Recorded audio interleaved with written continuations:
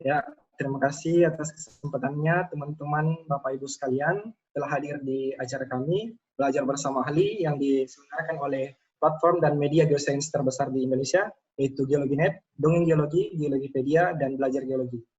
Oke, pada hari ini kita akan belajar tentang rare earth element atau unsur tanah jarang. Untuk judulnya, Hidden Treasure, Rare Earth Element, potensi dan tantangannya di Nusantara. Oke, kenapa kami mengangkat Rare Earth Element sebagai judul pada hari ini? Karena selain sebagai manfaatnya yang sangat luas, yaitu untuk pengembangan teknologi tinggi seperti komputer, smartphone, nuklir dan sebagainya, potensi ataupun produksi RR saat ini itu masih dikuasai oleh China. Jadi ada tantangan tersendiri khususnya di Indonesia untuk lebih mengeksplor lagi potensi-potensi ataupun tantangan-tantangan khususnya unsur tanah jarang yang ada di Indonesia. Oke, pemateri kita pada hari ini yaitu Profesor Dr. Engineer Insinyur Adi Maulana STMPhil. Beliau merupakan guru besar geologi Universitas Hasanuddin. Baik, saya akan membacakan CV beliau. Nama Profesor Dr. Engineer Insinyur Adi Maulana STMPhil. Pendidikan beliau S1 Teknik Geologi Universitas Hasanuddin, S2 Australian National University Canberra Australia, S3 Kyushu University Fukuoka Jepang. Beliau juga menyelesaikan postdoc di Akita University dan di Münster University Jerman. Beliau juga melakukan visiting research di National Taiwan University dan di MIT Amerika Serikat.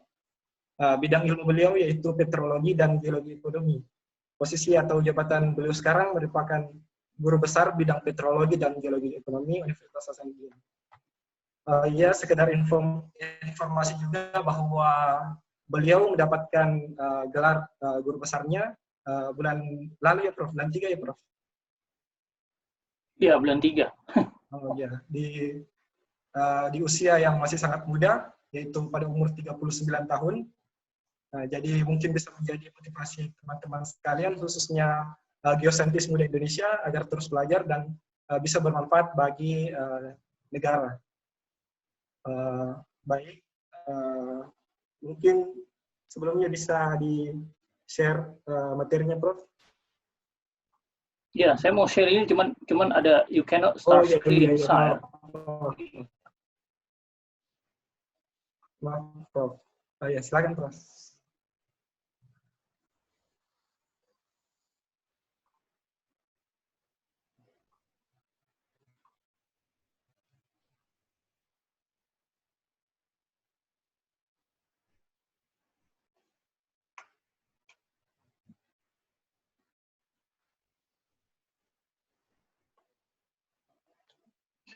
Sudah muncul ya?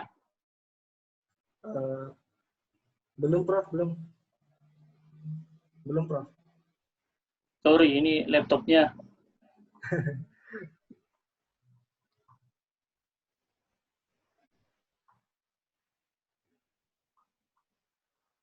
Oke. Share. Oh iya, udah muncul, Prof. Oke. Udah.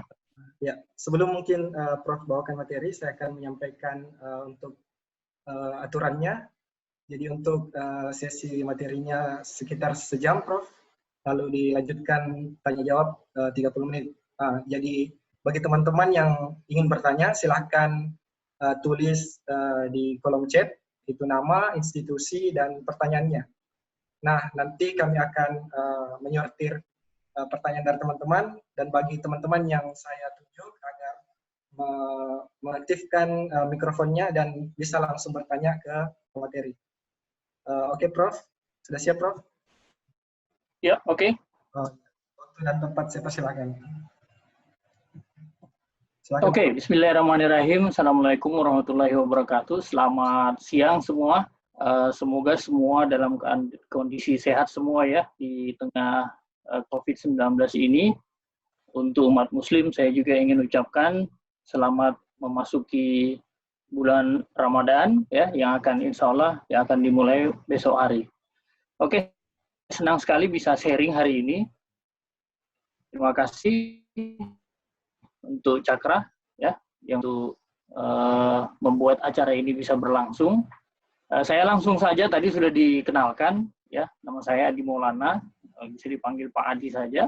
Sekarang ini sebagai salah satu staf pengajar dosen di Geologi Departemen Hasanuddin University di Makassar.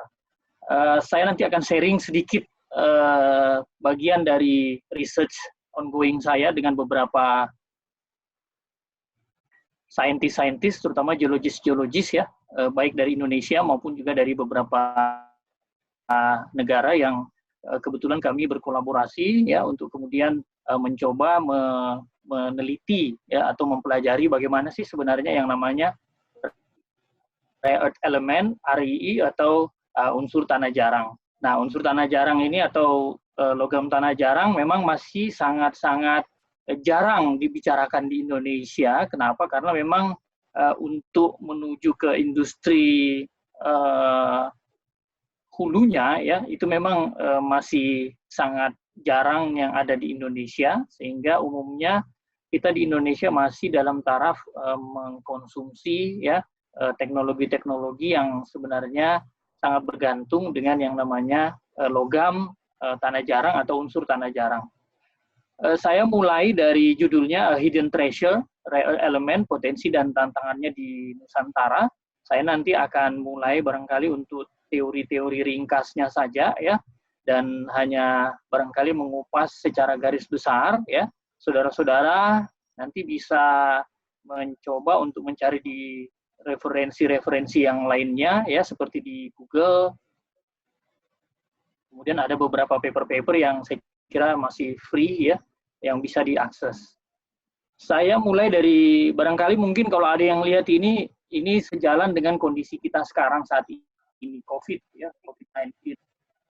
Biasanya kalau misalnya di Fasiankes, terutama di rumah sakit, ketika seseorang sudah dikatakan positif COVID-19, salah satu yang akan diperiksa itu adalah hasil dari X-ray.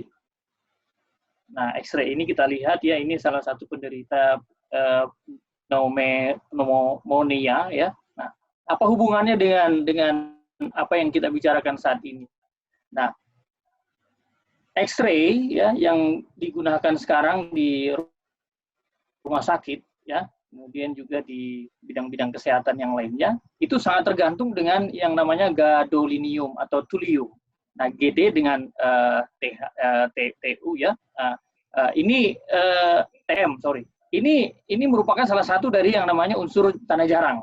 Nah, jadi bisa dibayangkan kalau misalnya kita nggak pasokan gadolinium dan thulium ini itu tidak ada di dunia ini, tentu saja fasilitas dari rumah sakit, kemudian fasilitas pelayanan kesehatan yang lainnya itu akan sedikit terganggu.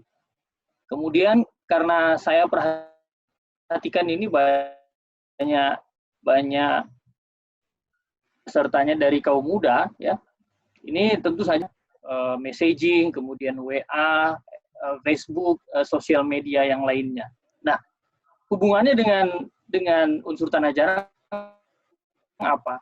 Mengirim pesan, sosial media, SMS itu tidak akan bisa selancar ya seperti sekarang kalau misalnya kita tidak punya unsur yang disebut dengan cerium dan erbium ya supply. Nah, kalau misalnya ini tidak ada, ya tentu saja kita tidak bisa menikmati fasilitas-fasilitas sosial media seperti yang ada sekarang di tangan-tangan kita semua. Demikian pula dengan banyak hal yang lainnya, nanti kita akan coba bicarakan di sini. Nah, rare element ya. Nah, kalau kita lihat, memang tidak berlebihan kalau misalnya beberapa peneliti-peneliti mengatakan bahwa ini adalah energi masa depan. Energi masa depan bukan berarti dia nanti akan menggantikan peran serta daripada hidrokarbon, bukan, tetapi green energy yang kemudian akan sangat-sangat menentukan atau juga akan sangat-sangat membantu ya dalam hal pengembangan teknologi modern ya. Sebagai contoh, saya yang saya kemukakan di sini ya, skandium ya, salah satu unsur tanah jarang. Ini merupakan unsur yang sangat dibutuhkan untuk pembuatan komponen-komponen pesawat terbang, aerospace dan lain sebagainya ya. Sama dengan yttrium ya, sangat dibutuhkan dalam dunia, baik itu di dunia industri komunikasi, telekomunikasi maupun juga industri kesehatan. Kemudian lanthanum untuk baterai, yang tadi saya jelaskan gadolinium ya, kemudian terbium, erbium, thulium, yttrium sampai dengan lutetium. Hampir semua teknologi-teknologi maju ya, itu semua sangat-sangat bergantung dari ketersediaan yang namanya unsur tanah jarang. Nah, kalau kita lihat di bawah di sini ya, itu merupakan negara-negara yang merupakan produser top 10 ya, di mana sekarang kita dunia membutuhkan kurang lebih sekitar 170.000 metrik ton ya. Cina itu menguasai 120 sebanyak 70,6%, kemudian Australia, kemudian US, Myanmar, Rusia, India, Brasil, Thailand, Burundi, dan kemudian Vietnam. Ini merupakan posisi sementara yang ada sekarang. Nah, kemudian definisinya, apa sih sebenarnya unsur tanah jarang ya? Jadi unsur tanah jarang itu adalah ya unsur-unsur kimia yang jumlahnya 17 ya, yang kalau misalnya lebih praktisnya nanti saudara-saudara mencoba untuk melihat yang namanya tabel periodik ya. Nah, di situ ada unsur di luar dari tabel yang besar di bawah, terutama lantanida ya. Nah, bagian atas itulah yang disebut dengan unsur tanah jarang. Kalau di bagian bawahnya itu actinida namanya. Nah, yang lantanida inilah yang disebut dengan unsur tanah jarang ya. Lanthanum, cerium, prosidium, neodymium ya, dan lain sebagainya. Kalau kita lihat di sini ya, ada lantanida dari nomor 57 sampai dengan 71. Inilah yang disebut dengan unsur tanah jarang. Nah, namun skandium dan yttrium ya, yang dia sebenarnya bukan lantanida, itu juga dimasukkan ke dalam golongan unsur tanah jarang karena sifatnya yang relatif sama dengan unsur lantanida ya. Nah, sehingga jumlahnya itu adalah 17. Nah, kegunaannya tadi kita sudah jelaskan dari bidang elektronik, kemudian kaca, keramik ya, kemudian juga campuran metal, kemudian yang paling penting dalam dunia green energy sekarang magnet ya, kemudian katalis ya, dan banyak yang lainnya. Bahkan juga di US kemudian China ya, itu benar-benar sangat-sangat tergantung ya dengan supply tanah jarang ini untuk industri pertahanan mereka ya. Dan inilah yang menyebabkan logam tanah jarang itu merupakan isu yang sangat-sangat sensitif sebenarnya. Tahun 2010 sampai dengan 2011 bahkan yang namanya perang dagang ya antara Amerika kemudian Cina, kemudian beberapa negara-negara maju yang lainnya itu tidak bisa terhindarkan akibat isu logam tanah jarang ini. Nah, ini lebih jelasnya lagi, kemudian kita juga bisa membedakan dia ya secara ilmiahnya, kita bisa membedakan ada yang disebut dengan heavy rare earth element atau unsur tanah jarang yang berat ya, dan juga ada yang disebut dengan light rare earth element atau unsur tanah jarang yang ringan. Ini dibedakan berdasarkan nomor atom ya. Kalau kita lihat heavy rare earth element itu dari europium sampai dengan lutetium ya, mempunyai nomor atom yang lebih besar ya daripada light rare earth element dari lantanida sampai dengan samarium. Kemudian skandium dan yttrium sendiri itu banyak yang menggolongkan sebagai heavy rare earth element ya. Nah, ini nomor atomnya ya, kita tahu bersama, ini nanti saudara-saudara langsung lihat saja di periodic table ya. Kalau kita lihat di sini, kemudian ini keberadaannya di kerak bumi ya. Ini juga karakteristik-karakteristiknya ya, konfigurasi elektronnya, kemudian berat atomnya dan lain sebagainya. Ini barangkali bisa langsung dipelajari saja ya. Nah, kemudian pada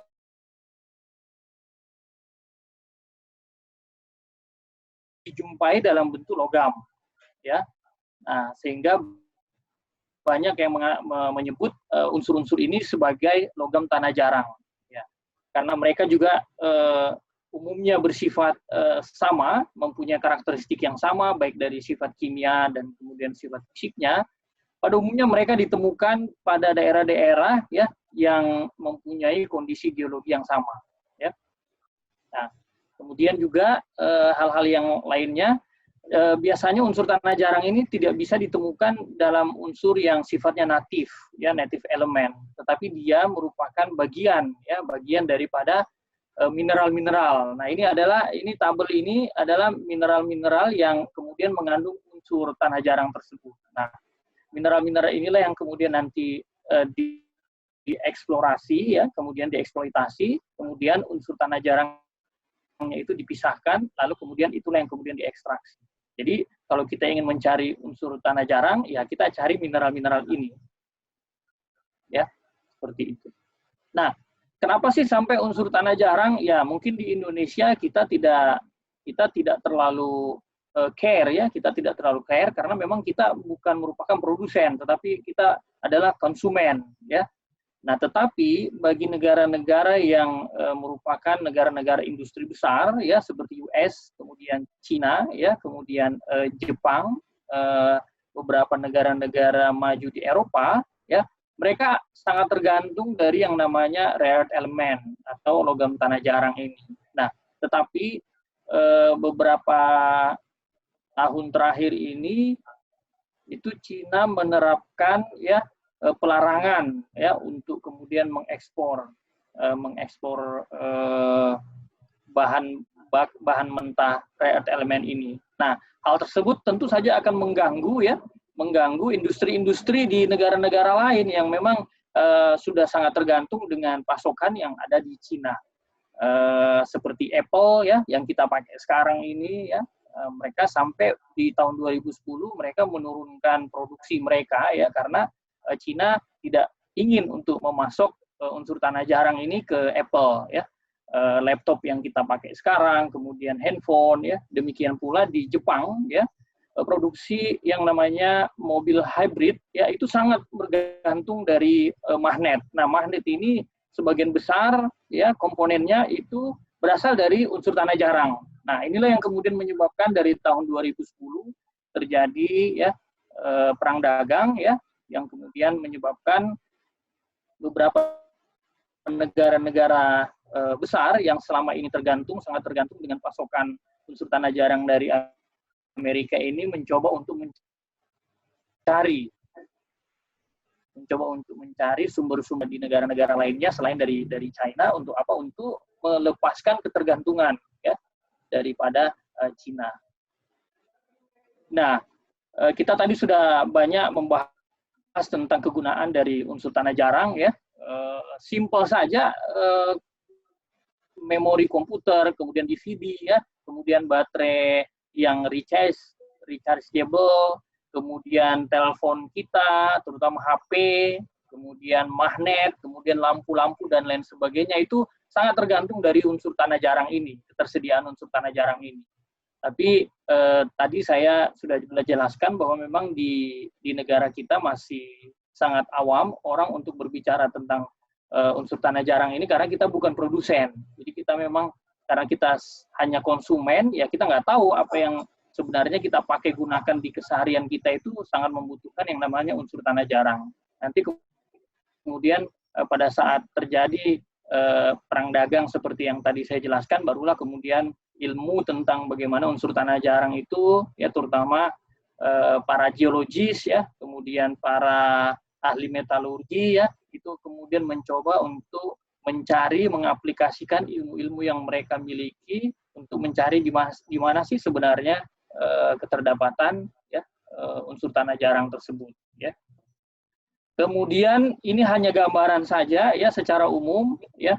Paling banyak, ya, unsur tanah jarang itu digunakan sebagai katalis, ya, di industri perminyakan, kemudian juga di industri-industri kimia, ya, kemudian di industri metalurgi seperti hybrid car. Makanya produksi hybrid car di Jepang, kemudian di beberapa negara Eropa itu sempat tersendat ya akibat tadi kebijakan yang diambil oleh pemerintah China ya. Kemudian banyak lagi. Nanti saudara kalau ingin melihat lebih atau mengetahui lebih jelasnya, nanti saudara bisa googling ya bagaimana sih sebenarnya kegunaan daripada rare earth element itu. Ini hanya sebagian kecil saja ya. Jadi kalau saudara lihat di sini rare earth ya, kemudian untuk hampir semua teknologi maju umumnya pasti membutuhkan yang namanya unsur tanah jarang ini. Sehingga unsur tanah jarang juga ini sekarang dimasukkan ke dalam golongan critical metal atau logam yang sangat kritis. Apa artinya kritis? Artinya logam yang keterdapatannya itu sangat sedikit dibandingkan ya yang namanya kebutuhan akan logam tanah jarang atau unsur tanah jarang ini tentu saja nanti akan semakin tinggi ya. Magnet, kemudian elektronik ya, betul-betul yang namanya logam tanah jarang ini bisa dikatakan sebagai penyangga untuk green technology ya atau sustainable technology. Kenapa? Karena juga dia sangat-sangat berperan penting ya dalam hal clean energy ya. Seperti yang kita lihat di gambar ini ya, yang namanya logam tanah jarang itu digunakan di wind turbine, kemudian fluorescent lighting yang notabene mungkin akan lebih save energy ya, kemudian hybrid vehicle yang tidak memakai hydrocarbon again ya, dia tidak memakai bensin dan lain sebagainya ya, dan juga sebagai pengontrol polusi.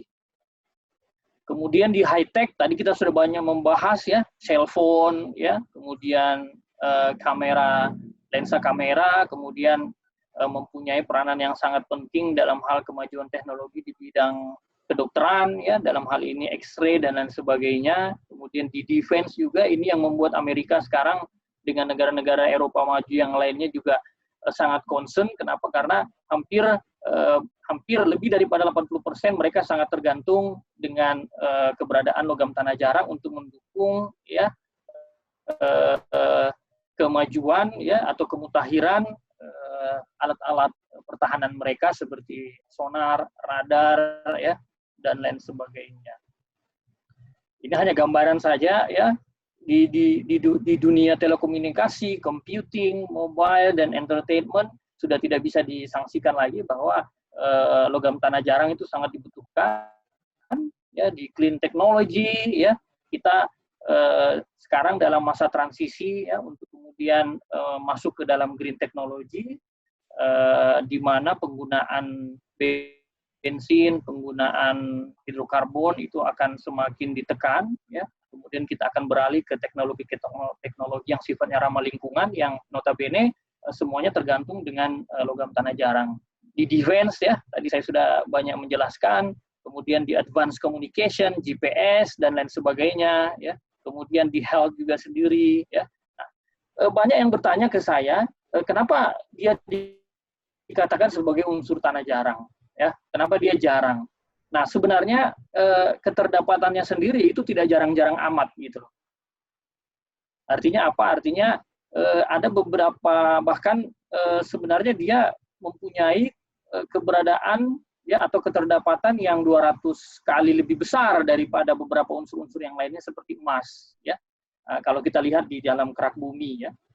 Tetapi yang membuat dia dikatakan sebagai jarang, ada rare-nya atau unsur tanah jarang karena logam-logam ini ya umumnya sangat sulit untuk kemudian dieksploitasi ya. Karena konsentrasinya itu relatif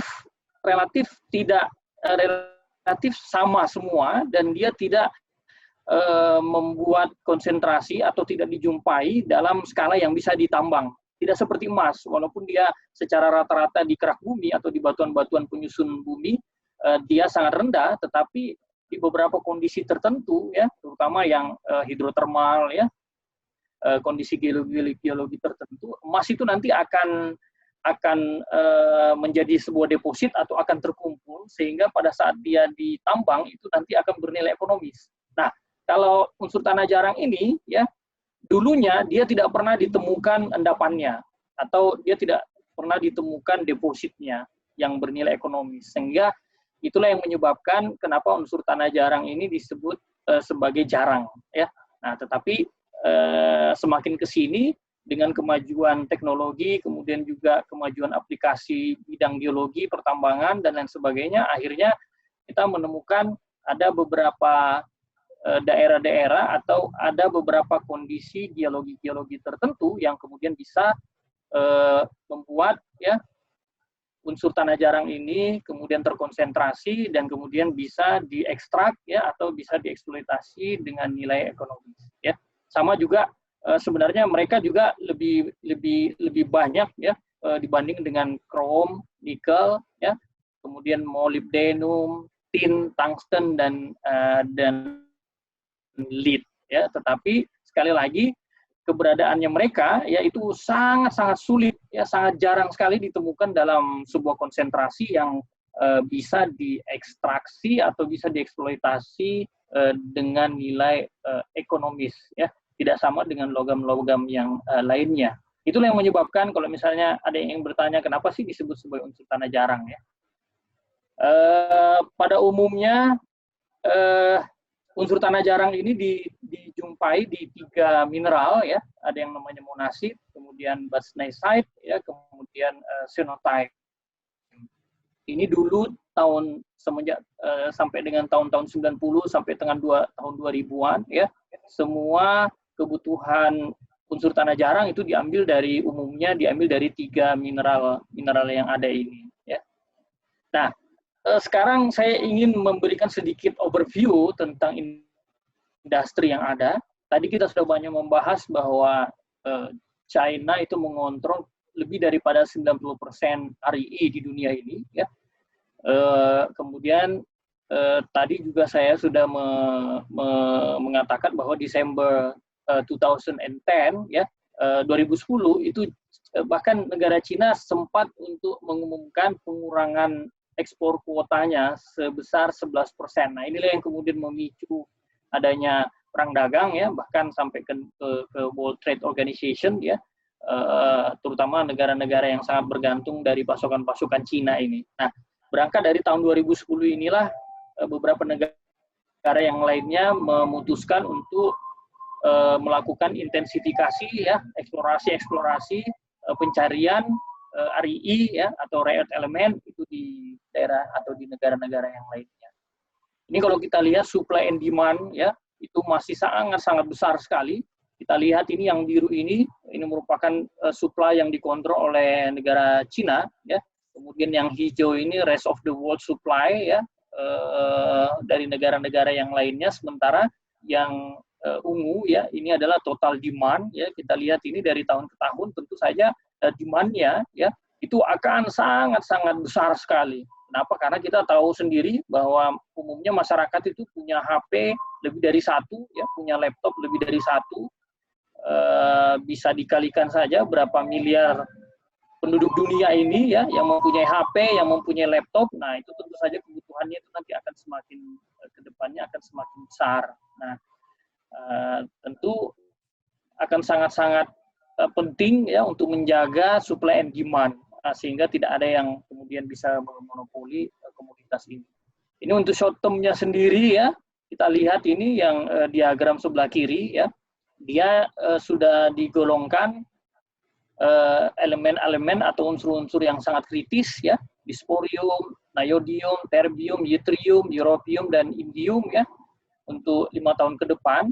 Nah, kemudian untuk 5 sampai 15 tahun ke depan ya, ini juga komposisinya sudah agak sedikit berubah. Nah, ini kenapa? Karena ini diharapkan bahwa dalam kurun waktu 10 tahun ini nanti ke depan ya, paling tidak sudah ada ditemukan sumber-sumber unsur tanah jarang atau logam tanah jarang yang baru ya. Nah, ini merupakan tugas-tugas dari adik-adik yang muda-muda ya untuk kemudian terus belajar ya bagaimana cara menemukannya dan kemudian mempelajari bagaimana teknologi ekstraksinya, metalurginya, teknologinya ya, sehingga diharapkan nanti Indonesia ke depannya bisa bukan hanya sebagai konsumen ya, tetapi paling tidak sudah bisa bermain lebih tinggi sedikit lagi ya dalam hal mungkin berbicara tentang isu-isu logam tanah jarang ya.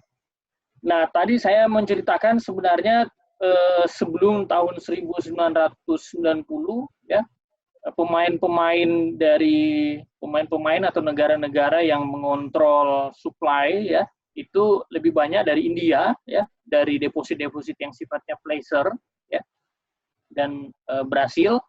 Kemudian jauh lebih lama dari 1965 lagi, di tahun 1950-an itu South Africa atau Afrika Selatan ya, itu yang memegang peranan penting. Kemudian Amerika juga sebenarnya mempunyai satu daerah yang namanya Mountain Pass ya, itu yang kemudian menyuplai ya kebutuhan akan logam tanah jarang ini sampai dengan tahun 1990 ya. Tetapi di sana ada isu yang lingkungan ya, sehingga tambang tersebut ditutup ya. Nah, beginning atau mulai tahun 1990 ya, itu kemudian Cina menguasai ya. Cina menguasai, kenapa? Karena kebetulan waktu saya PhD dulu ada teman saya dari Cina ya. Kami sama-sama sangat akrab, dan saya pernah bertanya menguasai yang namanya logam tanah jarang ya. Nah, itu karena ternyata dari awal tahun 1970-an sampai 1980-an mereka sangat aktif untuk kemudian melakukan penelitian-penelitian dasar ya. Orang-orang ahli-ahli kimia, ahli-ahli geologi ya, itu kemudian melakukan pemetaan seluruh Cina ya, kemudian mempelajari sampel-sampel yang ada ya, untuk kemudian nanti melihat apakah mereka mempunyai potensi atau tidak. Nah, mereka akhirnya dapat beberapa informasi, dan kemudian pada tahun akhir 1980 mereka mencoba untuk mengekstraksi besar-besaran. Nah, ini nanti saya akan coba cerita di mana sih sebenarnya Cina yang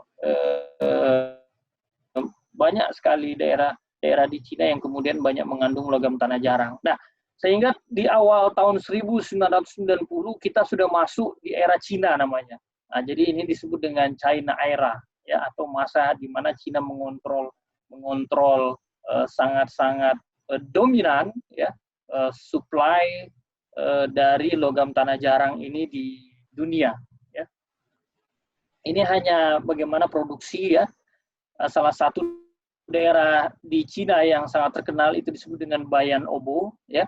Tahun 2009 ya, mereka memproduksi ya sekitar 55.000 metrik ton ya total rare earth elemen dalam bentuk oxide ya.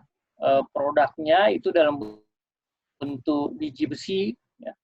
Kemudian by-produknya inilah yang kemudian banyak mengandung bastanasite concentrate ya, di mana inilah sumber daripada rare earth elemen.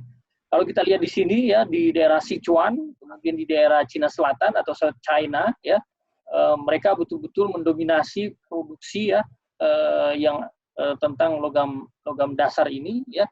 Jadi memang sampai dengan sekarang ya itu belum ada yang bisa menyamai Cina, produksi Cina sendiri. Iya, tadi kita sudah banyak membahas tentang aplikasinya atau kegunaannya. Ini sudah tidak bisa dipungkiri lagi bahwa memang green technology ke depan itu sangat-sangat bergantung dari yang namanya keberadaan logam tanah jarang ini. Ini hanya sekedar konfigurasi ya, bagaimana Cina mendominasi, sangat-sangat mendominasi, walaupun sekarang juga di Australia ya, itu sekarang sudah ditemukan beberapa sumber daripada unsur tanah jarang ya, dan mereka sekarang sementara melakukan eksploitasi ya, dan sudah dalam tahap produksi ya. Kemudian di US juga sendiri ya, dan di beberapa negara-negara lainnya ya. Tadi kita sudah banyak menjelaskan tentang ini, bahwa sekarang itu kita sudah masuk di era yang namanya China Era, yang dulunya banyak dikuasai oleh US ya. Nah, untuk gambaran umumnya sekarang, current-nya ya, itu sekarang kita membutuhkan yang namanya 136 ya, sekitar 136.000 ton ya. Nah, ini berpotensi untuk terus naik ya. Sementara produksi itu cuma 133 untuk sementara, jadi kita kekurangan 2.500 ton ya, dan itu baru tahun 2010. Nah, di tahun 2015 yang namanya kebutuhannya diestimasi akan mencapai 210.000 ton ya setiap tahunnya. Nah, kalau misalnya kita tidak bisa menemukan sumber-sumber yang baru, tentu saja kita akan punya shortage di sini ya, itu hampir sekitar 70.000 ton ya. Nah, untuk harganya sendiri sampai dengan tahun 2011 dengan adanya perang dagang kemarin ya antara US dengan Cina, kemudian dengan negara-negara maju Eropa yang lainnya ya, itu harga sempat sangat naik sekali ya. Kemudian setelah itu agak menurun sampai dengan sekarang ya. Tetapi harganya itu memang masih sangat-sangat mahal sekali, bahkan lebih mahal daripada platinum ya. Lebih mahal daripada emas ya. Kalau saudara-saudara lihat di sini ini per kilonya ya. Itu untuk europium sendiri itu $3.800 ya per kilogram ya. Kemudian bahkan sekarang yang namanya scandium, nanti saya juga akan singgung sedikit scandium, itu sudah sampai dengan $6.000 per kilo ya.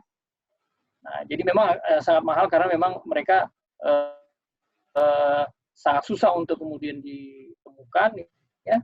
Dan memang mereka juga memegang peranan yang sangat penting dalam hal mendukung green technology ke depan. Nah, untuk sementara di Jepang menginisiasi ya bagaimana mengekstrak yang namanya logam tanah jarang dari recycle atau dari reuse. Jadi mereka mengumpulkan baterai-baterai atau katakanlah mungkin device atau alat-alat yang banyak mengandung unsur tanah jarang di dalamnya ya. Seperti televisi dan lain sebagainya. Kemudian mereka menciptakan sebuah teknologi ya untuk kemudian mereka mengekstrak kembali. Dalam hal ini mereka merecycle unsur-unsur atau logam-logam tanah jarang yang ada di beberapa devices tersebut ya. Tetapi tentu saja ini kita tidak bisa berharap banyak dari recycle ini ya. Kenapa? Karena yang namanya recycle atau reuse tentu saja supply-nya tidak akan konstan ya, seperti kalau misalnya kita bisa menemukan sumber yang baru. Saya akan lebih maju lagi ya penjelasannya, lebih sedikit spesifik ke bidang geologi.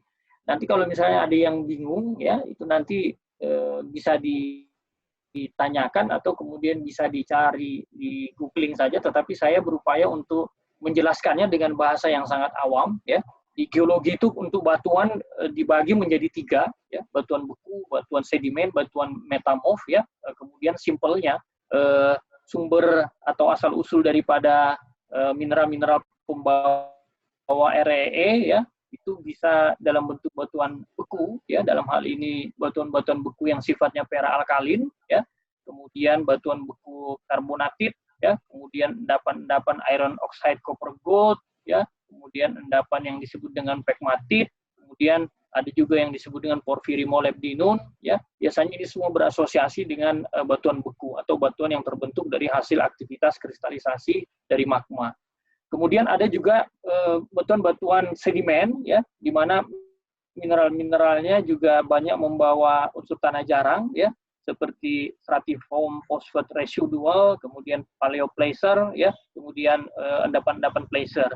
Kemudian juga umumnya banyak dijumpai di batuan-batuan metamorfik, dalam hal ini migmatized gneiss ya, kemudian juga skarn. Nah, tentu saja ini merupakan keterdapatan di dunia ya. Nanti kita sedikit akan membahas bagaimana sih di Nusantara, di Indonesia ya. Karena tentu saja informasi-informasi tersebut harus banyak yang tahu ya, sehingga banyak yang tertarik untuk kemudian nanti di mainstreamingkan mungkin ke tahapan-tahapan eksplorasi ya. Nah, sehingga akan banyak orang yang semakin tertarik di unsur tanah jarang tersebut. Nah, ini saya simpulkan dari semua referensi yang ada tentang REE ya. Pada umumnya REE itu dijumpai di carbonatite type ya, contohnya di US ya, kemudian di Cina juga ada. Nah, komoditasnya itu adalah logam unsur tanah jarang, logam atau unsur tanah jarang yang sifatnya ringan, light, ya. Metalurginya, proses bagaimana mengekstraksinya itu sudah sangat-sangat well developed di sana, sudah sangat canggih. Kemudian ini yang besar-besar saja sebenarnya. Ya. Yang kedua itu Bayan Obo. Bayan Obo ini salah satu yang paling terkenal di dunia, paling besar ya di Cina. Ya. Inilah yang menyebabkan Cina menguasai yang namanya dunia per unsur tanah jarangan seperti itu. Nah ini mereka sangat-sangat sudah sangat canggih di sini ya. Walaupun juga banyak, kalau misalnya kita ke sana, saya belum sempat ke sana, tetapi saya sudah diperlihatkan beberapa video, kemudian gambar-gambar, karena memang ini sangat restricted, ya, sangat pemerintah Cina sangat membatasi akses menuju ke sana. Memang isu lingkungan merupakan isu yang paling utama. Kenapa? Karena mereka menggunakan larutan yang sifatnya sangat asam untuk memisahkan ya unsur tanah jarang tersebut dengan material-material yang lainnya. Implikasinya adalah di daerah Bayan Obo dan sekitarnya kita tidak bisa melihat lagi ekosistem yang baik ya. Dalam hal ini mungkin lingkungannya sudah sangat-sangat tercemar. Kemudian di Australia ada salah satu tambang RII yang cukup besar juga ya. Itu yang disebut dengan Mount Weld Weathering Carbonatite Type. Kemudian di Rusia dan di Kanada ada tipe batuan-batuan alkalin ya. Kemudian di Kiruna Type di Swedia dan di Mongolia itu ada juga apatite. Kemudian di Kazakhstan itu RII ya atau unsur tanah jarang itu dihasilkan dari byproduct ya, dari byproduct tipe endapan uranium atau radioaktif di sana ya. Nah, kemudian di Cina di selatan Cina ya, kemudian di Madagaskar dan juga ini yang menarik di South Asia itu ada yang disebut dengan ion adsorption type.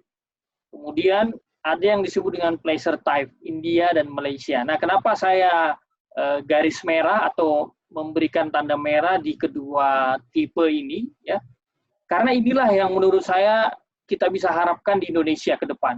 Dari penelitian yang saya lakukan dengan beberapa kelompok peneliti dari Jepang dan juga dari Taiwan dan beberapa negara-negara Eropa, saya menemukan adanya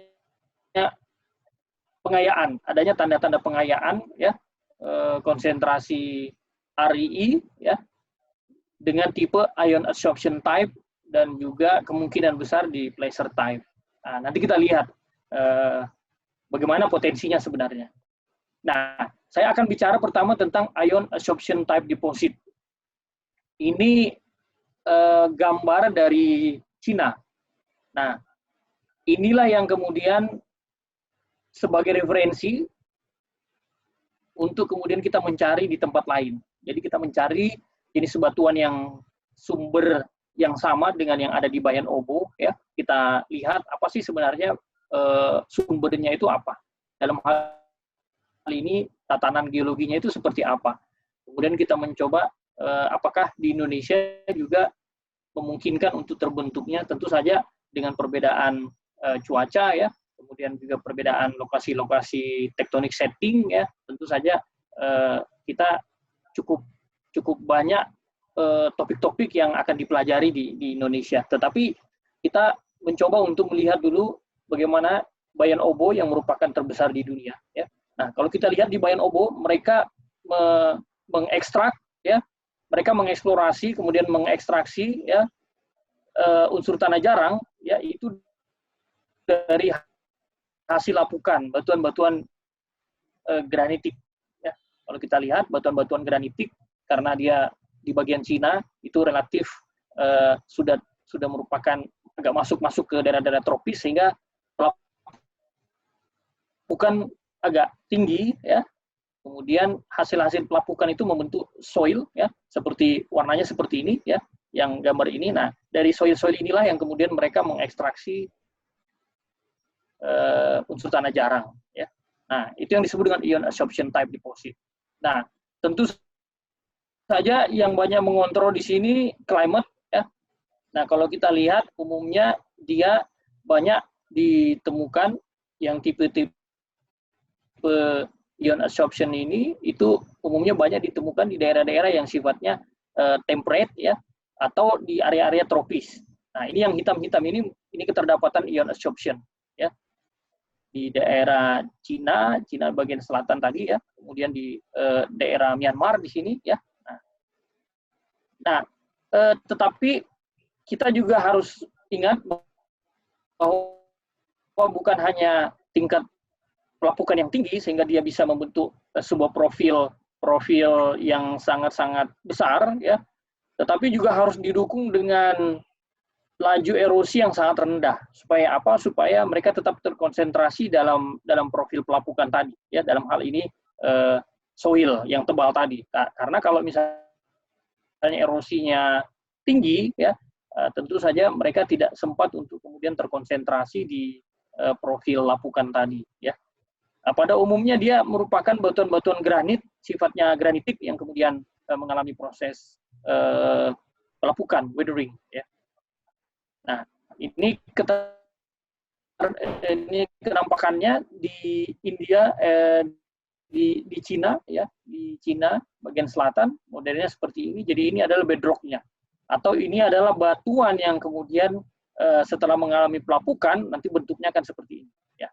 Nah, inilah yang kemudian kita harapkan bisa kita jumpai nanti di Indonesia, karena ini sudah terbukti bahwa inilah sumber di mana Cina bisa mendapatkan atau mengekstraksi unsur tanah jarang yang sangat-sangat besar jumlahnya. Ini gambaran proses daripada pelapukan ya, jadi batuan-batuan yang soft rock di sini, granit sifatnya, batuan-batuan granitik, batuan yang banyak mengandung kuarsa sekitar 20 sampai dengan 60% ya. Kemudian mineral-mineral pembentuk batuan yang lainnya ada feldspar ya, kemudian juga biotit, kemudian muscovite ya, kemudian plagioklas dan lain sebagainya ya. Pada saat batuan granit ini mengalami proses pelapukan ya, dia nanti akan membentuk proses pelapukan kimia. Proses pelapukan kimia ya. Kemudian REE ini sifatnya trivalent atau 3+ ya. Nah, pada saat dia mengalami proses pelapukan ya, dia nanti akan membentuk batuan mineral-mineral lempung. Nah, material-material lempung inilah yang kemudian nanti mengakomodasi ya REE ya. Nah, sehingga dia nanti REE tersebut nanti akan di-host ya, atau ditangkap oleh clay, mineral-mineral lempung ya. Nah, mineral clay lempung inilah yang kemudian nanti diekstraksi ya, proses lebih lanjut dipisahkan, kemudian REE-nya diambil. Ada yang ini yang disebut dengan ion adsorption type deposit tadi. Nah, kalau kemudian batuan granit tadi itu mengalami proses pelapukan, tetapi dia tidak mengalami proses adsorption tadi atau penyerapan tadi, ya, dia langsung mengalami proses erosi. Nah, inilah nanti yang disebut dengan placer deposit. Nah, jadi makanya tadi saya ulang lagi sedikit di sini, saya menandai bahwa ini kemungkinan besar yang banyak yang akan merupakan potensi besar di Indonesia adalah ion adsorption type dan juga placer deposit. Kalau dia tidak mengalami proses adsorption, maka kita bisa berharap bahwa REE tersebut akan terakumulasi di endapan-endapan placer. Ya. Apa itu endapan placer? Ya, tentu saja nanti kita nanti akan bahas sedikit. Ini hanya bagaimana geokimia dari batuan-batuan granitoid tadi ya. Kalau kita hubungkan dengan derajat fraksinasi dengan fugasitas oksigen, ya, kita tahu bersama granit yang ada, ya, biasanya dia cenderung akan di-host ya oleh batuan-batuan granit yang sifatnya ilmenite series. Nah, apa itu ilmenite dan magnetic series? Ini adalah klasifikasi batuan granit ya berdasarkan klasifikasi Ishihara tahun 1977 ya, yang didasarkan pada nilai dari magnetic susceptibility-nya. Jadi ada alat yang digunakan untuk mengukur berapa besar magnetic susceptibility-nya. Nah, Ini lebih teknis sedikit sebenarnya. Ini lebih sifatnya mungkin lebih sangat teknis. Untuk placer deposit yang tipe yang pertama tadi, kita bisa berharap dari keberadaan mineral-mineral yang disebut dengan monasit, ya. Di sini ceriumnya ya sangat kaya ya. Kemudian xenotime ya. Sini yttrium kita bisa ekstrak di sini. Umumnya kalau xenotime ya itu dia tidak terlalu besar, tetapi heavy rare earth element yang notabene ekonominya itu lebih tinggi ya, atau harganya lebih tinggi daripada light rare earth element tadi, itu banyak terkandung di xenotime. Kemudian di zircon ya, kemudian mineral-mineral lainnya seperti fergusonite dan lain sebagainya.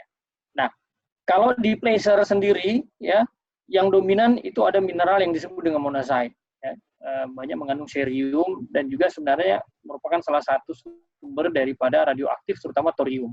Nah, biasanya source-nya tadi, kalau bukan granitoid yang kemudian lapuk dan kemudian mengalami proses erosi, kemudian terendapkan dalam bentuk placer di pinggir pantai, kemudian di sungai-sungai, ya kalau bukan batuan-batuan sumbernya granitoid, itu adalah batuan-batuan metamo.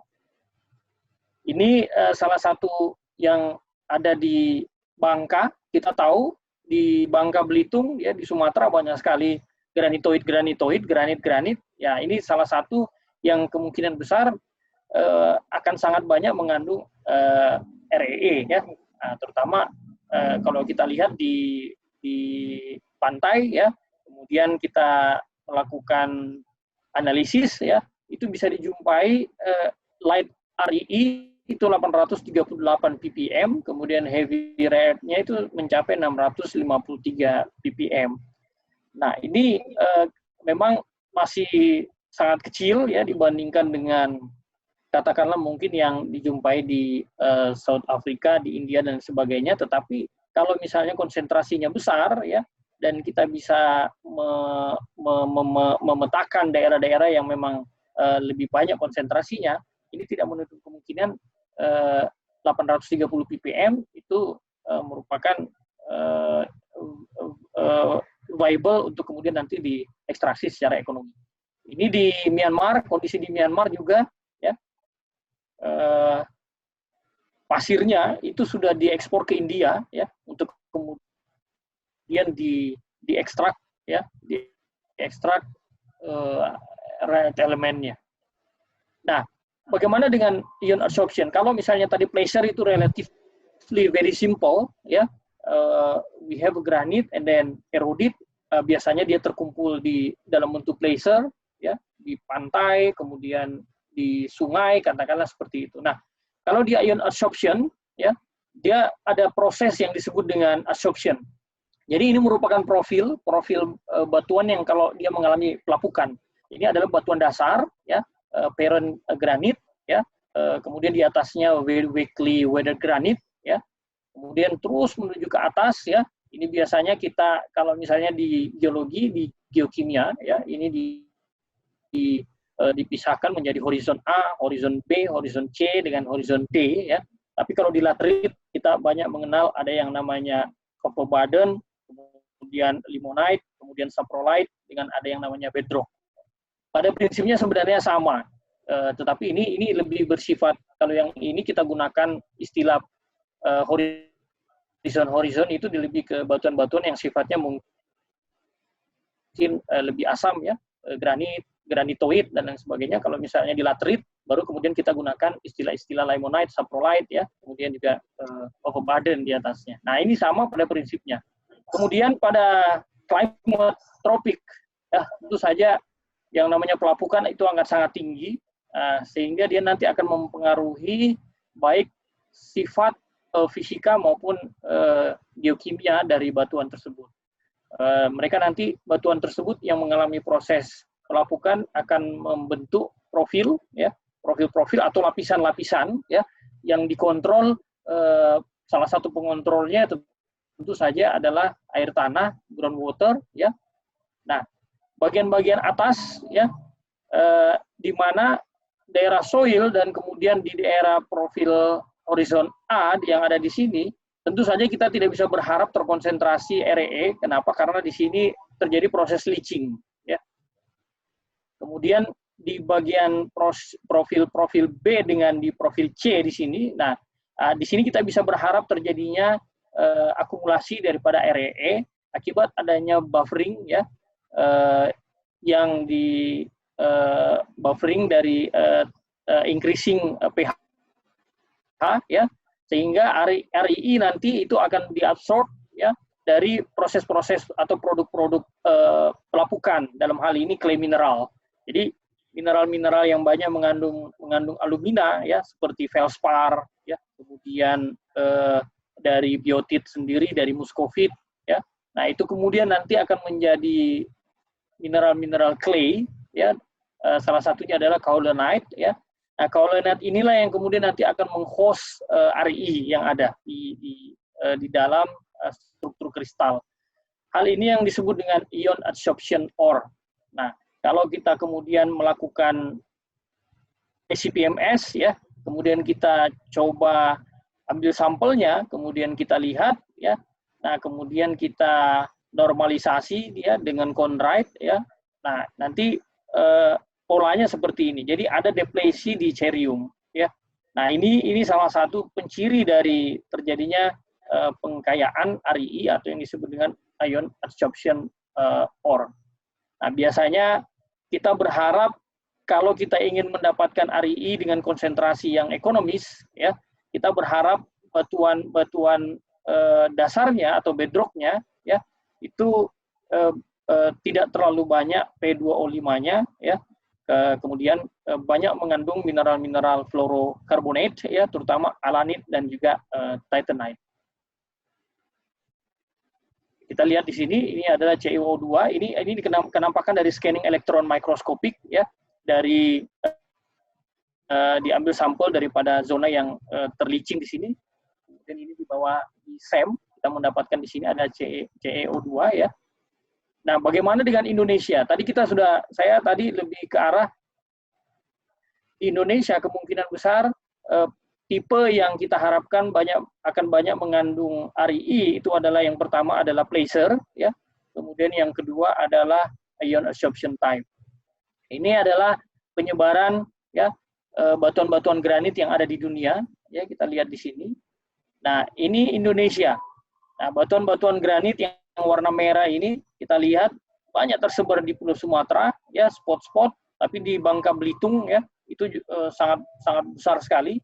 Di Kalimantan kita punya Mount Swarner di sini, ya, yang notabene merupakan sebuah batulit yang sangat-sangat besar, granitoid. Kita banyak berharap juga bisa diekstrak dari sini. Kemudian di Sulawesi sendiri hampir 20%, ya, Sulawesi itu di-cover oleh batuan-batuan granitoid, ya. Kemudian di Banggai, di daerah Papua, di daerah Kepala Burung, sampai kemudian di daerah Pegunungan Tengah di Papua, kita banyak menemukan batuan-batuan granit. Nah, kita berharap ke depannya, kalau misalnya eksplorasi bisa lebih diintensifkan, ya, kita bisa mendapatkan beberapa sumber-sumber daripada REE, apakah itu dari placer, ataukah kemudian dari ion adsorption type yang seperti saya jelaskan tadi. Sebenarnya kuliahnya sangat panjang sebenarnya, saya tidak mungkin untuk menyelesaikannya di pertemuan kita hari ini, ya. Insya Allah mungkin di lain waktu. Bagaimana menentukan kalau misalnya bedrocknya, kalau misalnya ion placer, endapan placer, kira-kira bagusnya sifat dari batuan dasarnya itu seperti apa? Apakah di I-type ataukah di S-type, ya, itu merupakan klasifikasi batuan-batuan granit yang lainnya. Kalau kemudian ion adsorption seperti apa?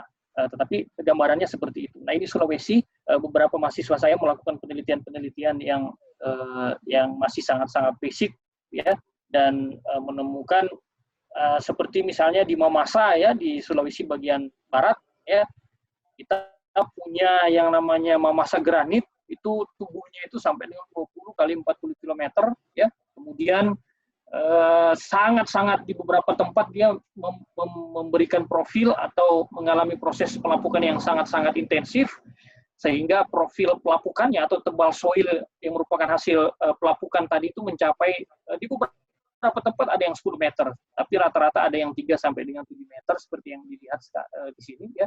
Ini kita ambil dari ketinggian di Mamasa ya. Kalau kita lihat ini merupakan granit semua di sini ya. Kemudian kita datangi di beberapa titik, kita dapatkan ada yang 7 meter, ada yang 3 meter, bahkan di beberapa spot-spot ada yang 7 meter, ada yang 10 meter ya. Nah, ini kemungkinan ion adsorption-nya di paper-paper saya nanti bisa dicari di Google ya, itu free. Paper-paper saya banyak melaporkan bagaimana potensi RI ini di Sulawesi, terutama di daerah Mamasa. Ya, ini tadi yang saya lihat, yang saya jelaskan tadi. B ini mencerminkan profil-profil tadi ya. Nah, ini semua sebenarnya saya sudah melakukan penelitian di sini, dan di sini sudah ada angka-angkanya di sini ya.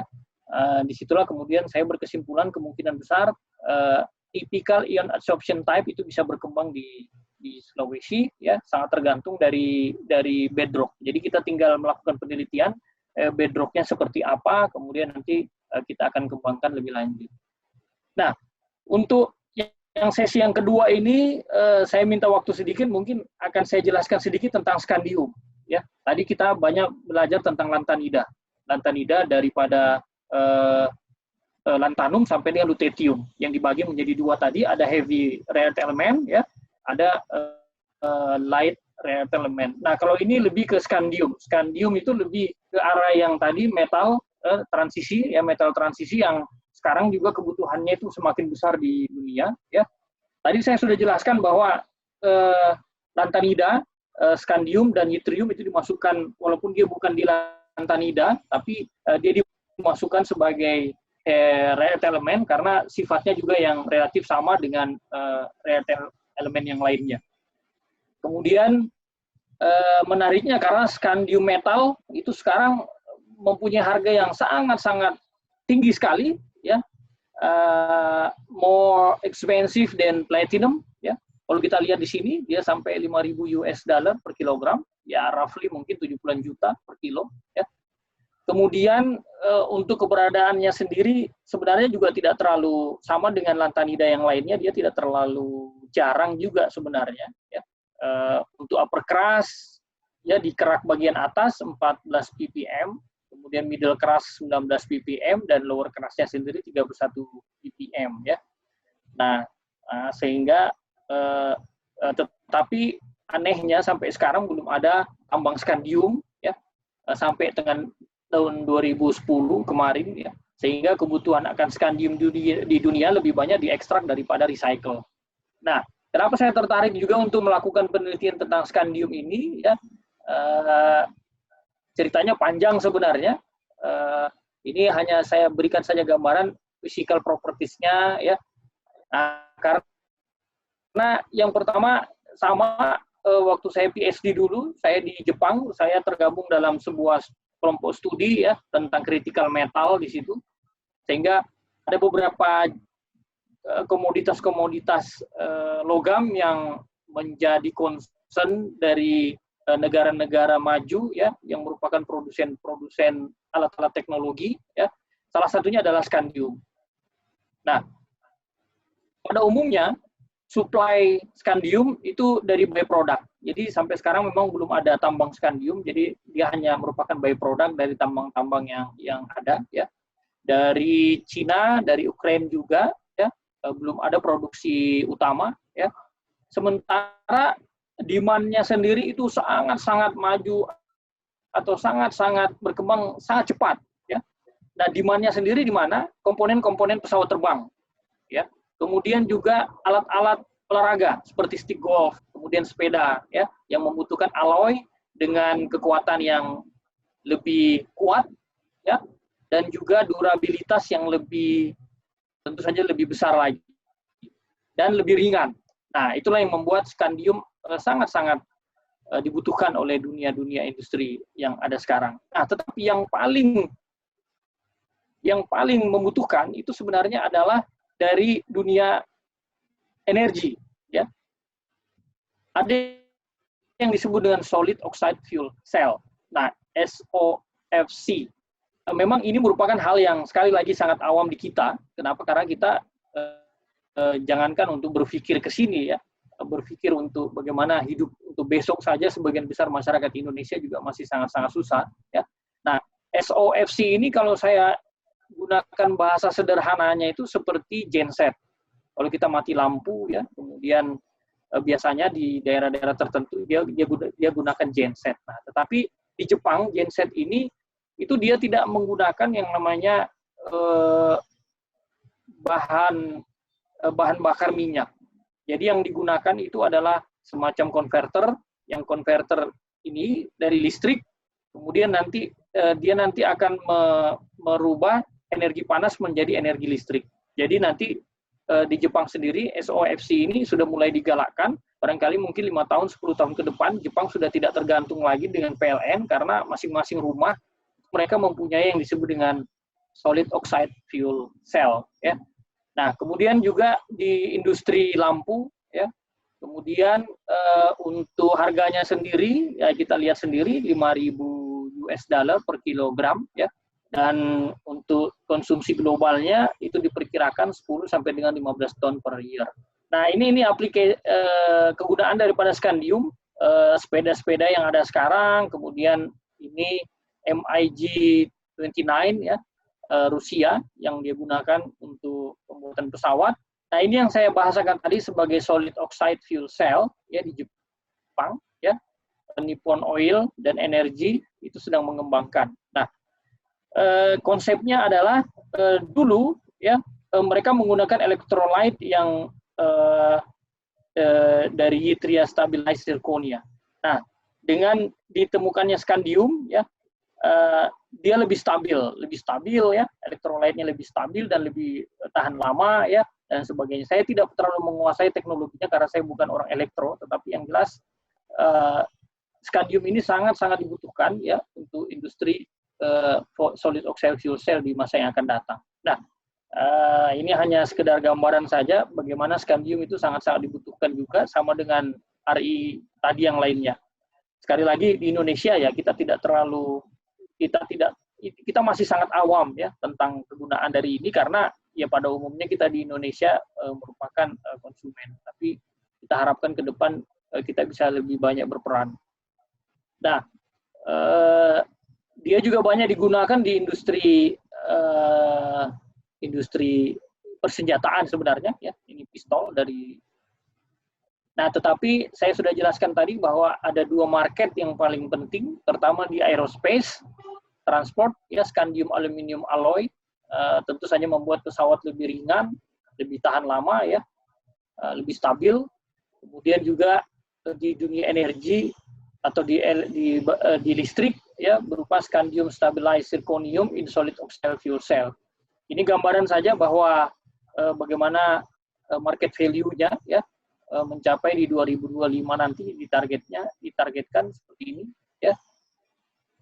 Demand-nya berapa ton, hampir dengan 300 ton ya per tahun ya. Sangat besar sekali. Kemudian ini harganya ya, sangat fluktuatif sampai dengan sekarang. Nah, kemudian kita ingin melihat ini adalah sumber-sumber deposit utama ya daripada scandium. Scandium banyak ditemukan di lateritik, kemudian ultramafic, bauxite, placer, lagi-lagi placer, grayson, sedimentary, carbonatite, apatite, dan pegmatite. Nah, untuk Indonesia sendiri, ya bukan kebetulan, ya Indonesia dianugerahkan penyebaran lateritik nikel yang sangat besar sekali. Kalau kita lihat di Sulawesi, di Indonesia bagian timur, kita merupakan salah satu yang terbesar di dunia. Nah, inilah yang menyebabkan saya kemudian berinisiatif untuk mencoba meneliti ya tentang kemungkinan bagaimana apakah di scandium ini memang kemudian berkembang di Indonesia ya dengan catatan tadi bahwa ternyata di beberapa tempat scandium diekstrak di laterit. Laterit itu artinya merupakan tanah hasil dari pelapukan batuan-batuan ultrabasa. Kalau tadi kita berbicara batuan granit ya yang kemudian lapuk menghasilkan lantanida tadi REE ya. Kalau ini adalah batuan ultramafic, sama-sama batuan beku tetapi sifat magmanya beda, asalnya beda, karakteristiknya juga beda, komposisi kimianya juga beda. kemudian dia mengalami proses pelapukan, sama dia nanti akan membentuk profil juga. Seperti yang profil tadi, kalau di batuan granit ada yang disebut dengan profil A, profil B, ya, atau horizon A, horizon B, horizon C. Kalau di laterit inilah yang kemudian nanti kita akan banyak mengenal overburden, kemudian ada yang namanya limonite, ada namanya saprolite, dan juga ada namanya bedrock. Nah, karena di Sulawesi dan Indonesia bagian timur, ya, distribusi atau penyebaran endapan nikel laterit itu sangat besar, inilah yang kemudian memberikan inspirasi, motivasi bagi saya untuk kemudian mencoba untuk meneliti, ya, keterdapatannya.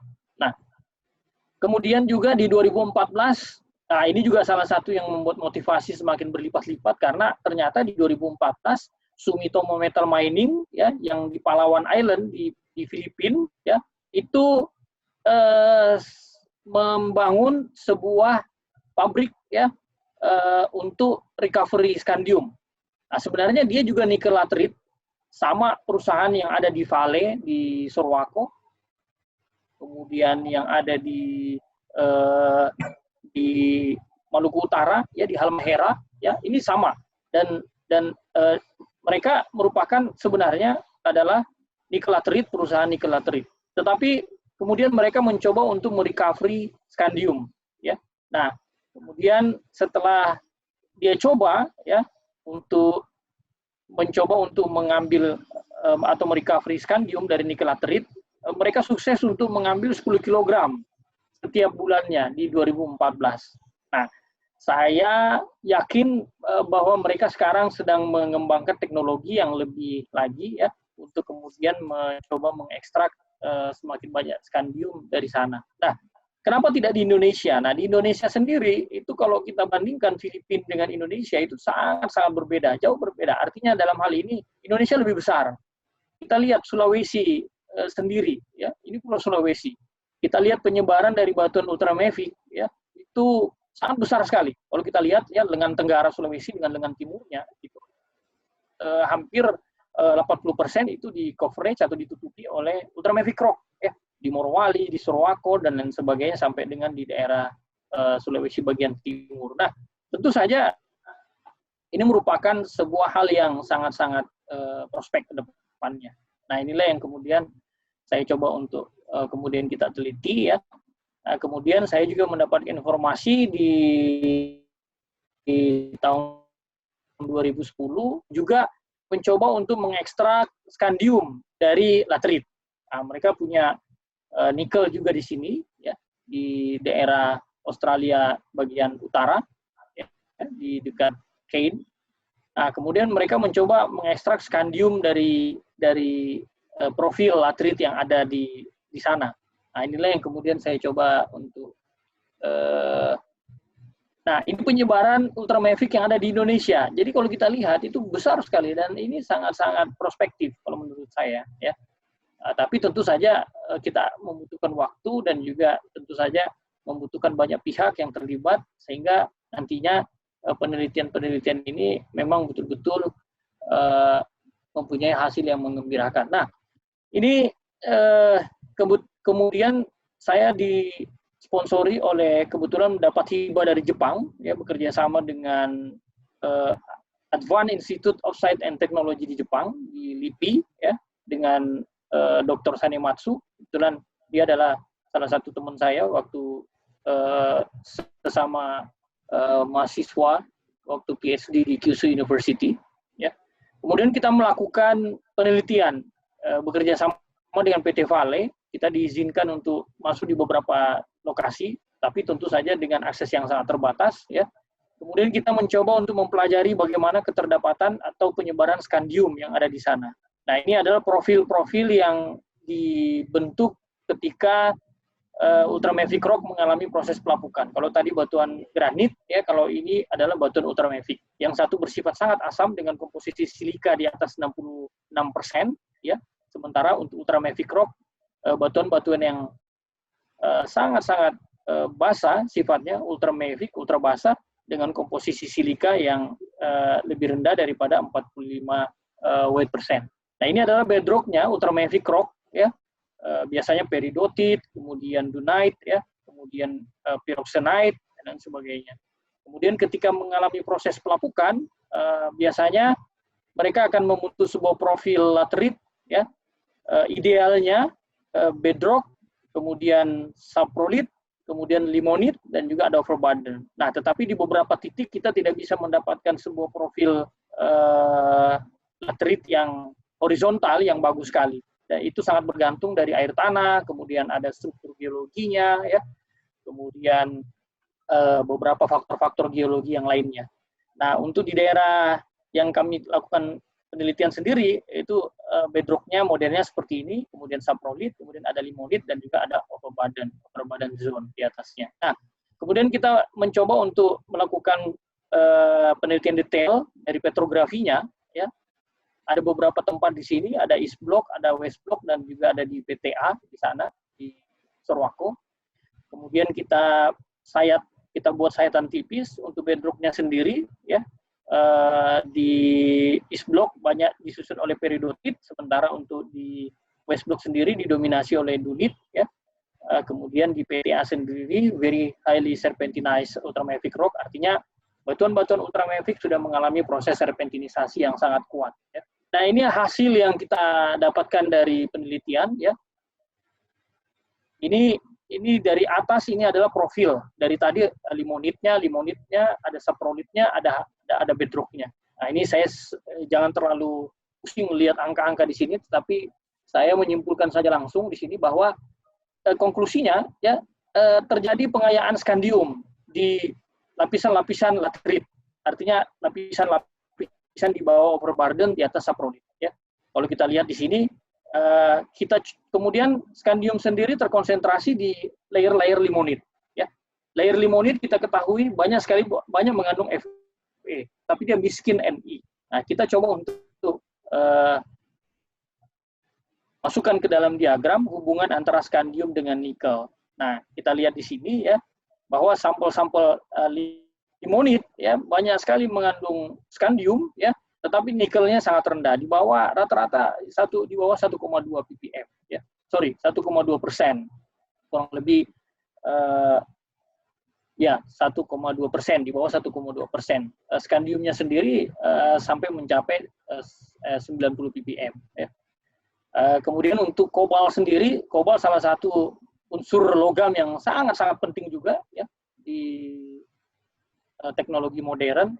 Kita coba juga lihat di sini, ya, ternyata dia juga kurang, ya. Dia artinya di sini kita bisa simpulkan bahwa skandium itu tidak berasosiasi dengan nikel. Jadi lapisan-lapisan yang nikelnya kurang itu skandiumnya justru malah tinggi, ya. Nah, sama. Nah, ini sangat menarik, kenapa? Karena ya kita tahu bersama bahwa kalau di dalam dunia industri nikel, limonitnya ini kan dibuang, ya, atau paling tidak ditaruh di mana begitu. Nah, kalau memang ini terbukti, ya tentu saja ke depannya akan sangat-sangat berharga sekali kalau misalnya kita bisa mengekstrak skandium dari limonit. Ya, ini adalah sebuah teori, ya, teori awal. Beberapa paper-paper saya lebih banyak membahas tentang bagaimana proses pengayaannya ini, ya. Kalau misalnya ini silakan dicari di Google. Nah, apa konklusinya, ya? Nah, ini saya berkesimpulan bahwa skandium, ya, yang notabene trivalent itu kemudian mereplace Fe3+, ya, dari goethite yang ada di limonite ore. Nah, itulah yang menyebabkan lapisan limonit itu banyak sekali mengandung skandium, ya.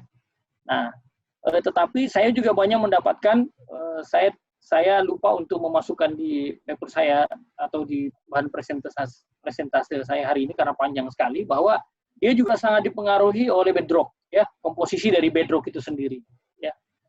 Tentu saja kita mengharapkan bedrock yang banyak mengandung Fe di situ, ya.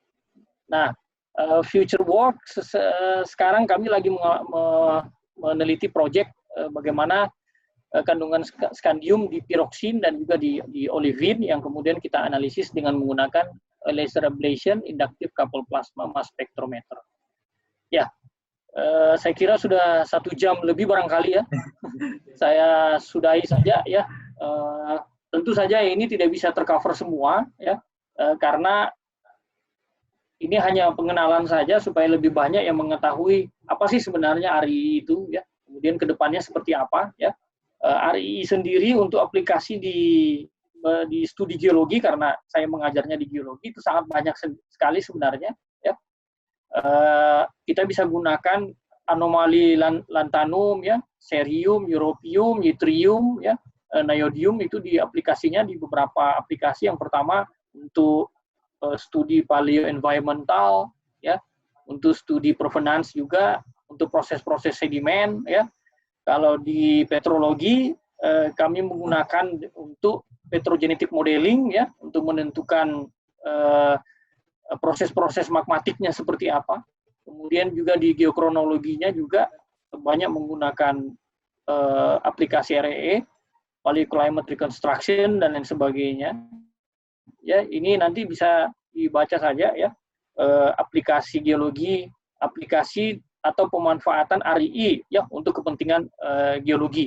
Tadi saya sudah jelaskan untuk provenance studies ya, kemudian untuk petrogenetic modeling ya, untuk kemudian geochronology, untuk paleodepositional environment reconstruction ya, kemudian juga tentu juga di bidang petroleum ya, untuk klasifikasi crude oil and solid bitumen. Ya, ini sudah mencapai akhir dari slide saya ya. Ini hanya gambaran saja ya, yang ingin memperlihatkan bagaimana distribusi di global di dunia dari RII ya. Namun ada beberapa yang belum dilakukan eksploitasi sebenarnya, dan ini tentu saja di Indonesia sendiri itu belum ada di sini ya. Tapi kedepannya ya tentu saja kita berharap dengan studi-studi yang ada kita bisa mendapatkan beberapa deposit. Paper saya sendiri yang saya terbitkan di Indonesian Journal on Geoscience itu sudah direferensi, saya mendapatkan laporan sudah dijadikan salah satu referensi di Peru, kemudian di Chile, kemudian di Australia. Nah, saya lihat mereka sudah mulai mencoba untuk membuktikan apakah memang skandium juga bisa diekstrak di beberapa daerah-daerah yang mempunyai batuan-batuan ultramafic rock. Ini akhir dari paper saya, ya, atau akhir dari presentase saya. Sekali lagi, di sini kita bisa dilihat sumber-sumber dari RII ya, yang ada di dunia. Kemudian main processing-nya saya belum sempat untuk kemudian menyinggung tentang main processing, karena sekarang kebetulan saya bekerja sama dengan beberapa ahli dari metalurgi ya, untuk mencoba mempelajari ya teknis-teknis atau juga teknologi-teknologi how to extract ya the scandium in more viable deposit ya, supaya tingkat atau level ekonominya itu bisa lebih meyakinkan. Ya, last but not least ya, kita berharap rare earth element ya merupakan salah satu unsur utama ya untuk mendukung konsep yang disebut dengan sustainable technology. Ya, Cakra, saya kira itu saja untuk sementara dari saya. Ya, terima kasih. Ini sudah sangat lama sekali. Saya lupa, jadi seakan-akan saya mengajar ini. Tapi pada intinya saya ingin memberikan semacam gambaran bagi teman-teman semua, atau saya panggil teman-teman semua karena kita seumur di sini mungkin, supaya kita bisa sharing. Saya juga masih banyak belajar ya, masih terus melakukan eksperimen-eksperimen, kemudian kunjungan lapangan ya untuk mengambil beberapa sampel untuk membuktikan apakah memang terjadi proses pengayaan RII yang ada di Indonesia. Saya akhiri saja, terima kasih. Wabillahi taufiq wal hidayah. Assalamualaikum warahmatullahi wabarakatuh. Silakan, Cak. Ya. Materi yang sangat menarik dan lengkap sekali, Pak. Ya, di sini juga saya perhatikan ada Pak Awang. Selamat siang, Pak Awang, yang ikuti kuliah dari awal hingga saat ini.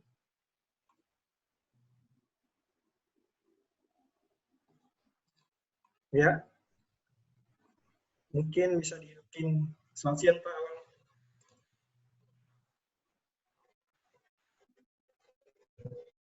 Di mute. Oke, selamat siang. Cakra, selamat siang. Pak Adi, sangat lengkap suatu hal yang baru buat saya. Terima kasih Pak Adi. Aduh, ada Pak Awang ini. Waduh, apa kabar Pak Awang?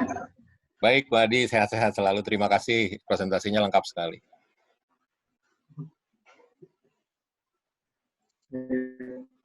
Terima kasih Pak sudah ikuti kuliah kami. Mungkin lanjut ke pertanyaannya Pak.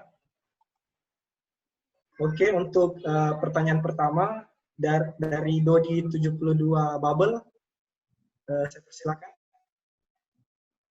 Dodi 72 Bubble bisa menyampaikan langsung pertanyaan ke Prof. Adi.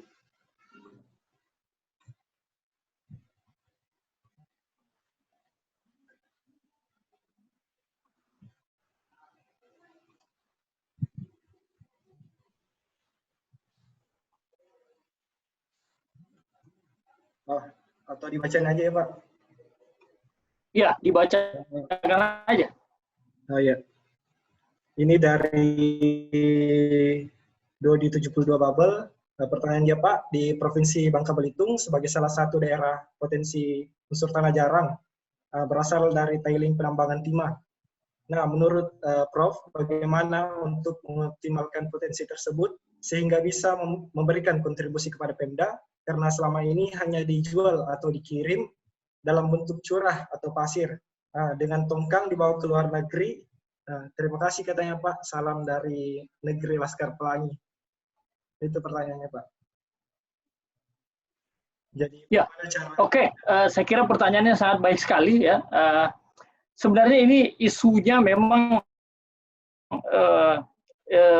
sejak tahun 2013 sebenarnya. Saya sering bertanya sama teman-teman ya yang banyak berkiprah di pusat barangkali. Karena memang kita di undang-undang atau di undang-undang minerba sendiri ya, saya nggak tahu kalau draft yang baru ya, ini isu tentang RII memang belum banyak dibahas ya. Nah, sehingga memang selain barangkali yang pertama tadi keterbatasan informasi ya, kemudian juga ya belum jelasnya regulasi yang mengatur ya, kemudian yang ketiga mungkin juga belum ada industri yang memang secara spesifik ingin mencoba untuk mengeksplorasi atau mengeksploitasi unsur tanah jarang ini. Nah, itulah yang membuat saya juga sangat sayangkan sekali. Kenapa? Karena seperti kita ketahui juga, tapi kita sudah sangat beruntung. Kenapa? Karena undang-undang yang baru ya tentang Undang-Undang 2009 yang harus membuat smelter itu sudah bisa diimplementasikan, sehingga kita sudah tidak menjual tanah air lagi. Dalam artian dulu kita tahu ya, untuk nikel sendiri ya kita menjual tanah air, artinya memang betul-betul tanahnya itu yang kita jual ke luar negeri. Kita nggak tahu, mungkin di Cina sana atau katakanlah mungkin di luar negeri sana, kemudian skandiumnya diekstrak ya, kita nggak tahu ya.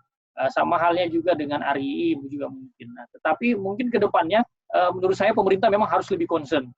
Saya dengar mungkin di beberapa BUMN yang bergerak di bidang tambang sudah mulai concern ya, dan kita harapkan juga tentu saja penyelidikan geologi detail sebenarnya juga yang harus dilakukan ya. Kita tahu ya bahwa sebenarnya penyelidikan geologi detail di Indonesia ini masih sangat-sangat jauh sekali dari apa yang dikatakan cukup untuk mengetahui potensi yang ada di negara kita. Nah, ini seharusnya memang lebih digalakkan oleh stakeholder yang ada. Dalam hal ini mungkin industri itu sendiri, kerjasama dengan university, ya, kemudian pemerintah, ya, badan geologi dan lain sebagainya, ya. Nah, ini lebih didetailkan. Kalau untuk di Sumatera, di Bangka Belitung, saya punya beberapa teman yang sementara studi RII juga di sana, ya. Itu sebenarnya menurut saya dari karena saya pernah lihat komposisi geokimianya, itu sangat menarik, ya, sangat menarik karena di Sumatera sendiri itu lengkap, granitnya itu lengkap, granit yang tipenya I-type, ya, kemudian dengan S-type. Nah, kita tahu bahwa yang S-type itu mempunyai potensi yang sangat besar untuk apa? Untuk RII yang bertipe pleasure, ya. Kemudian untuk I-type sendiri itu lebih cenderung akan membentuk potensi RII dari tipe yang disebut dengan ion adsorption tadi.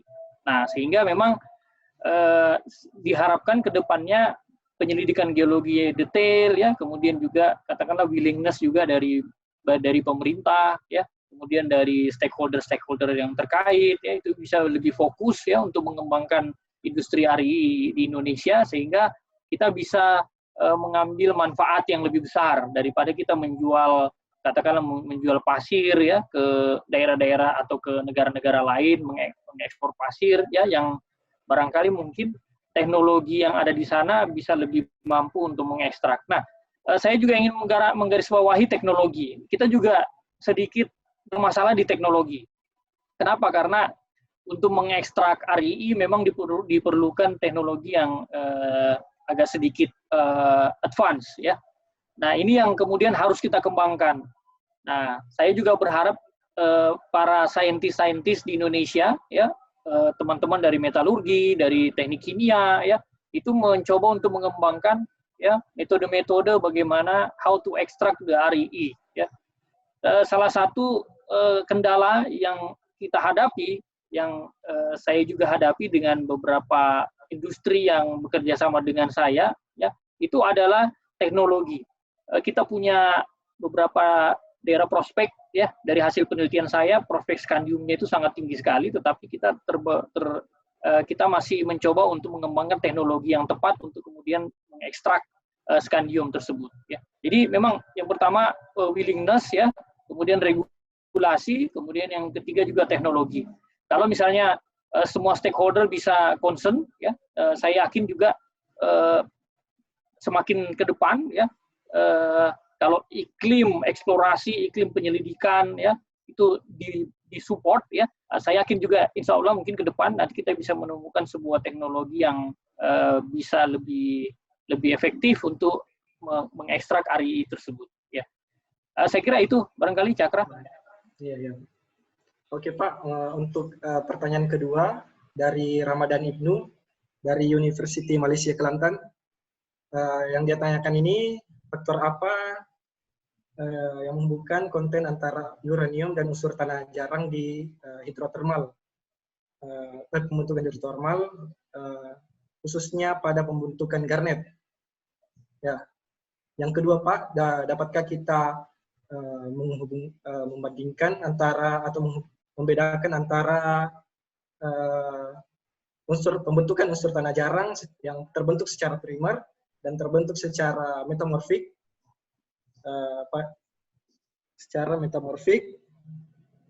terhadap hubungannya terhadap pembentukan RE dan jebakan mineralnya, begitu mungkin Pak. Dia bertanya bahasa Inggris Pak. Jadi ya mungkin begitu Pak pertanyaannya. Atau mau saya bacakan bahasa Inggrisnya Pak? Iya, jadi ya bahasa Inggrisnya aja supaya ini. Which factor regulate the contents of uranium and REE in the hydrothermal system in the garnet? Nah itu yang pertama Pak. Yang kedua, can we distinguish between primary or metamorphic origin of a mineral based on REE and pattern of trace element? Iya, oke. Ya, saya coba untuk jawab saja ya. Mudah-mudahan bisa memberikan jawaban ya. Memang di beberapa tempat konsentrasi uranium itu dia berasosiasi dengan RII ya. Tetapi kalau untuk yang hidrotermal sendiri saya belum pernah melakukan penelitian ya. Kita tahu katakanlah mungkin di Malaysia ya, itu ada beberapa tempat saya tahu di situ ada endapan-endapan uranium ya, atau uranium deposit which is associated with a hydrothermal process ya.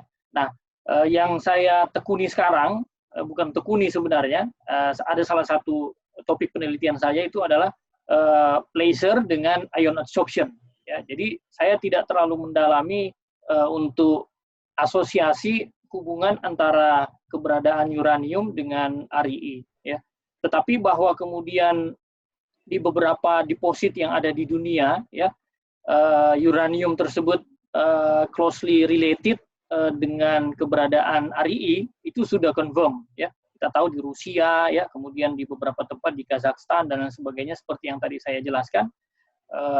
tambang-tambang uranium ya biasanya juga dia sangat-sangat berkorelasi ya atau sangat-sangat berasosiasi dengan kuat dengan keberadaan RII ya.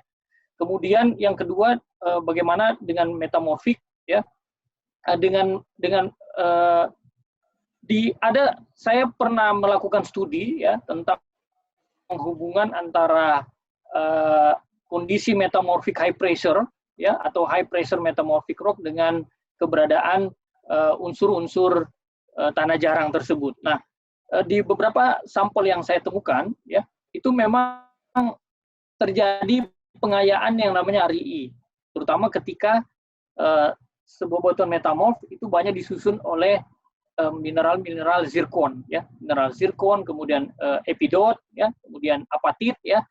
Kenapa? Karena RII ini, unsur-unsur ini itu ada di dalam mineral-mineral zirkon tersebut. Zirkon, kemudian epidot, kemudian apatit ya. Nah, sehingga kalau dikatakan apakah kita juga bisa berharap RII bisa dijumpai dari proses metamorfik atau batuan-batuan metamorf, ya tentu bisa ya. Karena saya sendiri pernah melakukan penelitian itu dan mencoba untuk melihat bahwa ternyata memang di beberapa kondisi metamorfisme, terutama ultra high atau ultra high pressure metamorfik yang kemudian nanti banyak membentuk zirkon, kemudian apatit ya, kemudian juga garnet ya. Tadi pertanyaan pertama disebut dengan garnet. Jadi memang garnet juga kadang-kala menjadi salah satu host ya daripada RII ya, tetapi tidak terlalu signifikan. Beda mungkin kalau misalnya garnet tersebut ya terbentuk dari proses katakanlah mungkin hidrotermal tadi ya yang berasosiasi dengan uranium ya. Nah, saya kira itu saja untuk sementara ya. Saya juga mohon maaf karena jam 5 nanti saya juga harus atau jam 5 nanti saya juga harus ada di IAGI ya untuk membawakan materi yang kurang lebih sama. Jadi mungkin nanti kalau ada yang mau bertanya bisa lewat Cakra email ya atau bertanya langsung ke saya, email saya dan sebagainya. Yang jelas untuk RII di Indonesia sekarang ada beberapa kelompok studi ya yang mencoba untuk mengembangkan penelitian-penelitian tentang RII ini. Kenapa? Karena kita berharap ke depannya kita bisa menjadi raja di negara sendiri ya. Artinya apa? Artinya kita bisa mengetahui apa-apa saja yang terkandung di negara kita sehingga kita bisa memanfaatkannya sebesar-besarnya untuk kepentingan negara kita di masa yang akan datang. Terutama untuk unsur tanah jarang sendiri kan. Karena unsur tanah jarang sendiri itu merupakan sebuah atau komoditas yang sangat-sangat penting untuk mendukung terciptanya sustainable development yang akan datang ya. Mungkin kalau masih ada satu silakan. Oh iya. Mungkin bisa nanya langsung nih Pak dari Lazuardi. Mungkin bisa di-mute. Lazuardi Fajar Pratama dari ITB.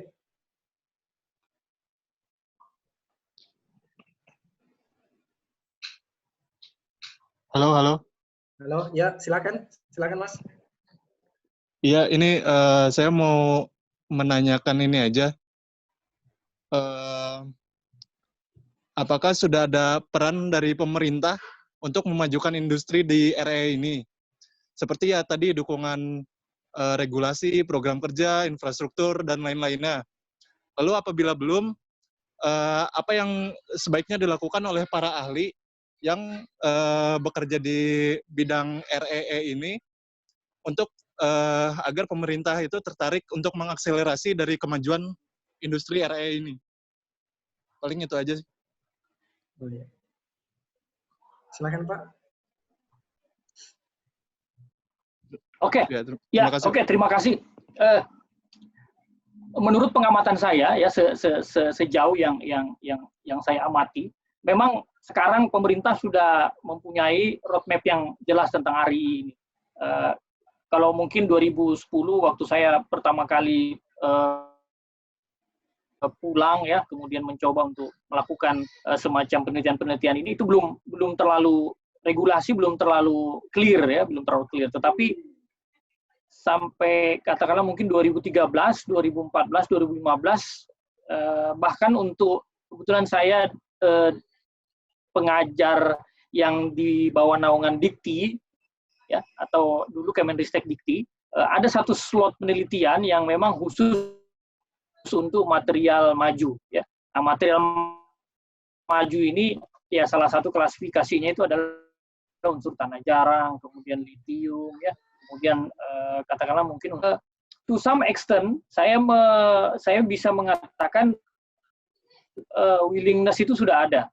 Jadi pemerintah sudah mencoba untuk mendukung iklim penelitian ya di perguruan tinggi, kemudian di lembaga-lembaga riset dan lain sebagainya.